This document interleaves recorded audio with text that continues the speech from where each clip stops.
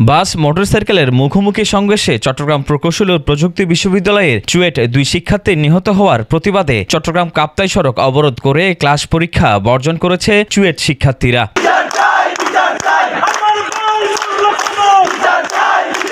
মঙ্গলবার 23 এপ্রিল সকাল থেকে শিক্ষার্থীরা সড়ক অবরোধ করে রাখেন। এতে কাপ্তাইয়ের সঙ্গে চট্টগ্রামের সড়ক যোগাযোগ বন্ধ হয়ে যায়। এর আগে সোমবার 22 এপ্রিল রাতে বিক্ষুব্ধ শিক্ষার্থীরা বিশ্ববিদ্যালয়ের সামনে সড়কে একটি বাস আগুন লাগিয়ে দেয়।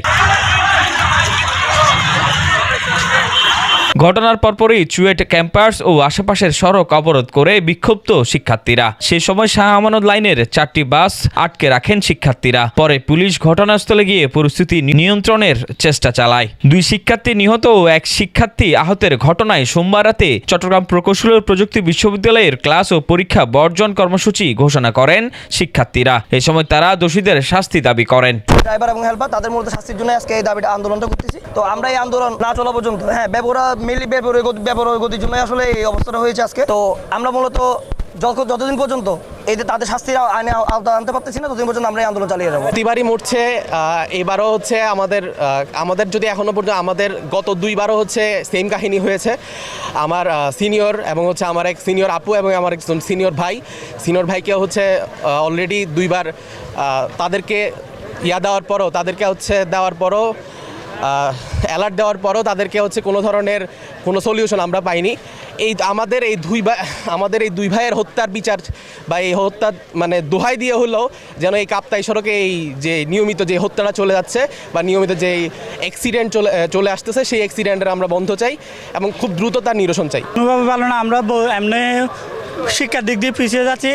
এর মধ্য দিয়ে আমাদের 2জন শিক্ষার্থী অলরেডি নিহত হয়েছে, যার মাধ্যমে আমরা আরও পিছিয়ে যাচ্ছি। কিন্তু সরকারের এই পর্যন্ত কোনো গুরুত্বপূর্ণ পদক্ষেপ আমরা দেখতে পাই নাই, যার সরকারের ব্যর্থতার কারণে, সরকারের সড়ক বিভাগের এবং প্রশাসনের ব্যর্থতার কারণে আজকে আমাদের চুয়েটে 2জন শিক্ষার্থী এবং এর আগে অসংখ্য শিক্ষার্থী নিহত হয়েছে, যেটার মাধ্যমে আমরা আস্তে আস্তে মেধা শূন্যের দিকে ধাবিত হচ্ছি। আমরা তীব্র প্রতিবাদ জানাই যে এটার কোনো গুরুত্বপূর্ণ পদক্ষেপ না হোক, যাতে সড়ক দুর্ঘটনায় যেন কোনো শিক্ষার্থী এবং কোনো জনসাধারণের মৃত্যু না হয়, এটা আমাদের একমাত্র দাবি। বলতে গেলে এখন চারদিকে বিপদ, কেউ অগ্নি দুর্ঘটনায় মারা যাচ্ছে, কেউ সড়ক দুর্ঘটনায় মারা যাচ্ছে। বলতে গেলে এখানে কেউই নিরাপদ না, যে কোনো মৃত্যু যে কোনোভাবে করতে পারতেন।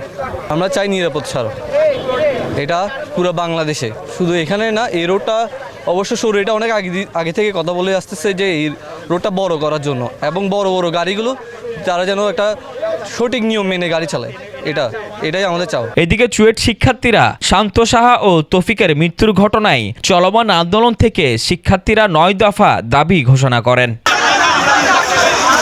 Desk report 24।